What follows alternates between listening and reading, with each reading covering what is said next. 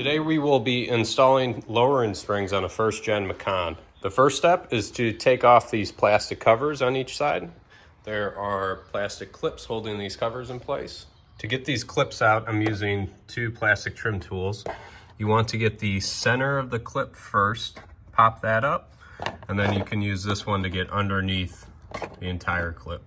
Each side has 4 clips holding it in.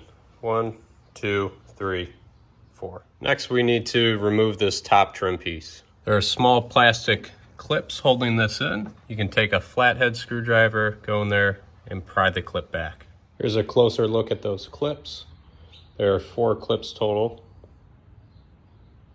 Now that we've done the work to remove the plastic covering, I'm going to break the lug nuts loose and lift the car off the ground.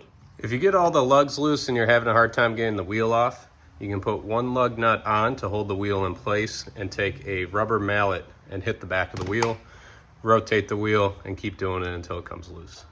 Now that we have the wheel off, you can get an idea of how the top is bolted in.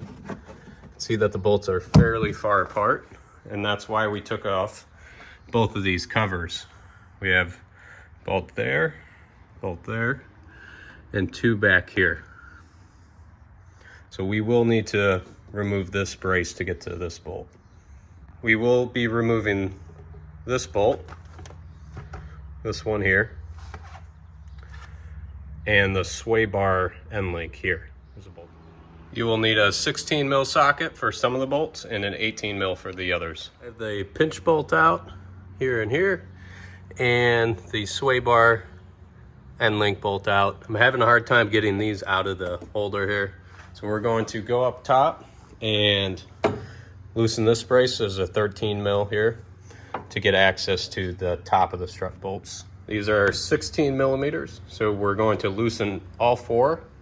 I have a jack down here to support the bottom of the knuckle. All right, I finally got the strut out in the front. It's much more difficult than I anticipated. Was not able to get these knuckles out. Tried hammering away at them. Ended up taking the backside out. Bolts were a little hard to get to, but got those out. For this bottom piece that the strut goes into, I had to take off the bottom bolt to get enough clearance to try to wiggle this out. Once you take the strut off the car, you need to take the top hat off of the strut to be able to replace the spring. You do that by compressing the spring and then breaking the top bolt loose on the strut. So you need a pass-through wrench to be able to hold the shock in place with a hex and then break the nut loose with the pass-through wrench. Moving on to the rear, we need to unbolt the shock from the bottom back here. We need to loosen the sway bar end link. Got the top bolt here. We'll need to loosen the bottom bolt and push it out of the way. Then we will need to remove the bolt from this arm here. Likely need to loosen that bolt to get it to hang and get out of the way. Then we'll compress the spring and try to pull it out. All right, so I got the rear spring out. So we loosened this guy here, let him dangle down there. So I couldn't get the bottom bolt out on the shock, so I took the 2 top ones out, pushed it down and pulled it out. That allowed me to get enough clearance to pull that bolt out, the sway bar. And this drops just enough to be able to get the spring out when you pry this whole thing down. So what I did with that is I put a rubber mallet right here, and then I have this big metal bar. Stuck this in here underneath the frame, and I pushed this whole thing down. That was enough to squeeze the spring out. I did have the spring compressor on the spring, compressing it slightly.